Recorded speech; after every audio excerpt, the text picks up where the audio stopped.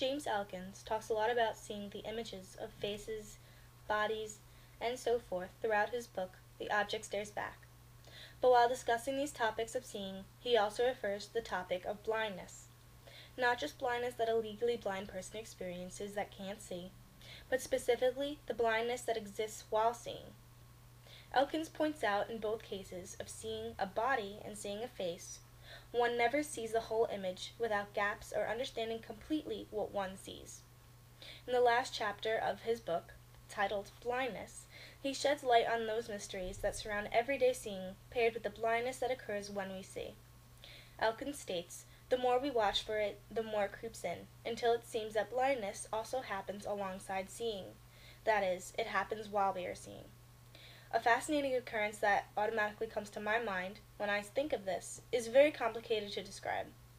But my argument is that blindness occurs simply when looking at something in a broad view, but that thing can be seen clearly at any given moment if the viewer concentrates on the person or the thing's features.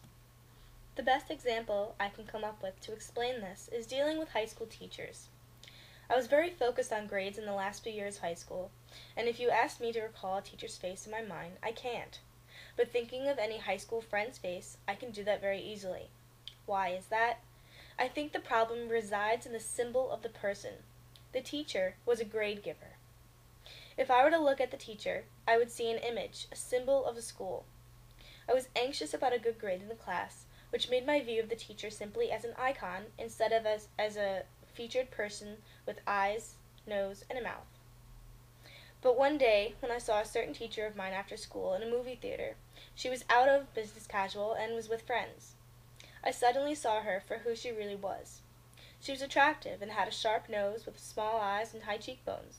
She looked completely different from the view I had originally had of her when I was blinded by her symbolism of a teacher.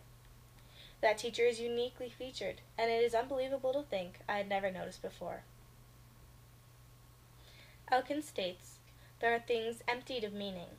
Because they have no use, they cannot be owned or moved or enjoyed. If Elkins states this, then I can say that things can be so full of meaning and symbolism that they have so much use and we don't know what to do with them. Elkins says, things that hide, little things hidden and forgotten among other things, relates to the teacher's features that were hidden by the meaning of a teacher. I overlooked her face and body structure to see just the image I perceived her to be. I was looking at her so frantically that I never got a close look as to what she really looked like until I saw her after school. Just as Elkins states, the field of vision appears to be seamless, but it is shot through with holes. I look at a naked body and I fail to see entire limbs. I look at a landscape and I do not notice whole mountains.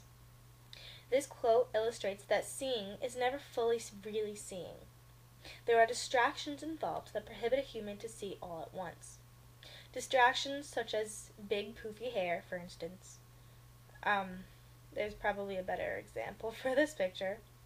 Right, this may limit a person to defining a certain person by their hair, instead of by their pretty face, or seeing a person as a person of a certain race or color, instead of their unique features that define them.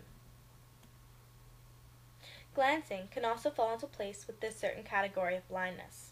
In a glance, we only see for a second or two, then return back to what we were previously looking at.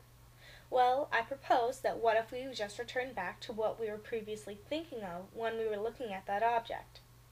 And we return back to that perceived image for a much longer period of time than really looking at the object as a whole. This is certainly possible for our brains, so that for a minute we really do see a facially featured person, but most of the time we really see the symbol of the person, either as an Asian person, a black person, a teacher, the ticket collector on the railroad. This type of glance is not a physical glance, but a mental glance, transition from really seeing to blind symbolic seeing. To wrap up this video, my argument resides in the symbolic blindness people experience when looking at other people. A person can be so wrapped up in the perceived image of a person to notice facial details and the unique features of somebody.